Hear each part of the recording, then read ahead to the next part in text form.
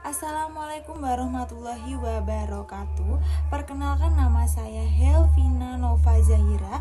Saya berasal dari Prodi Sistem Informasi dan NIM saya yaitu 0526366657.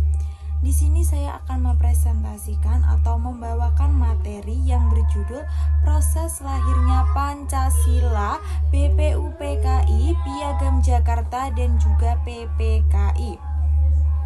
Yang pertama ada proses lahirnya Pancasila, yaitu yang pertama adalah BPUPKI atau disebut juga Badan Penyelidik Usaha-Usaha Persiapan Kemerdekaan Indonesia, dan waktunya yaitu dibentuk oleh Jepang pada tanggal 29 April 1945 dan bertujuannya untuk menyelidiki dasar bagi Indonesia merdeka. Sidang pertamanya yaitu pada tanggal 29 Mei sampai dengan 1 Juni 1945. Yang kedua juga ada 3 tokoh yang mengusulkan dasar negara.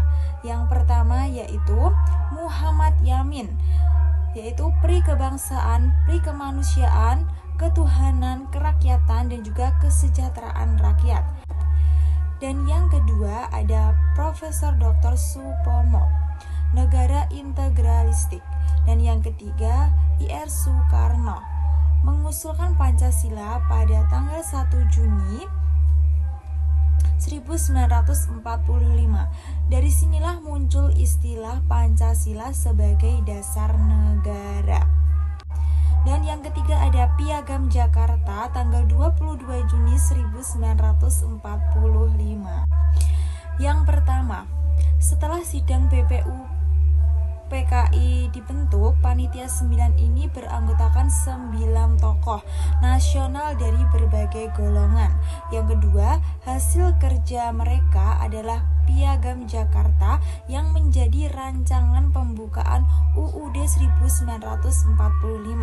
Dan yang ketiga, rumusan awal sila pertama berbunyi ketuhanan dengan kewajiban menjalankan syariat Islam bagi pemeluk-pemeluknya. Yang keempat, piagam ini menunjukkan semangat kompromi antara golongan Islam dan juga nasional. Dan yang keempat ada Panitia Persiapan Kemerdekaan Indonesia. Yang pertama dibentuk pada tanggal 7 Agustus 1945.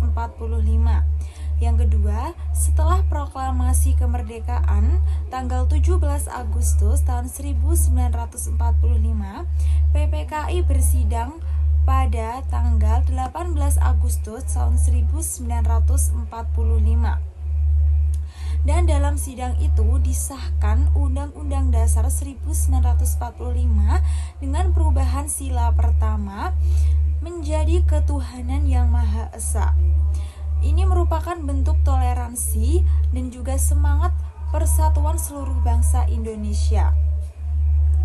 Pancasila ini resmi menjadi dasar negara Republik Indonesia. Dan yang kelima ini ada nilai-nilai Pancasila yang tercermin dari proses tersebut. Yang pertama ada BPUPKI. Kerakyatan dan kebijaksanaan. Sidang ini dilakukan dengan musyawarah untuk menentukan dasar negara. A. Piagam Jakarta, persatuan dan toleransi, perbedaan pandangan antar golongan Islam dan nasionalis yang disatukan demi kepentingan bangsa. B. PPKI, keadilan dan kebersamaan, perubahan sila pertama menunjukkan semangat menghargai perbedaan dan keadilan bagi seluruh rakyat Indonesia.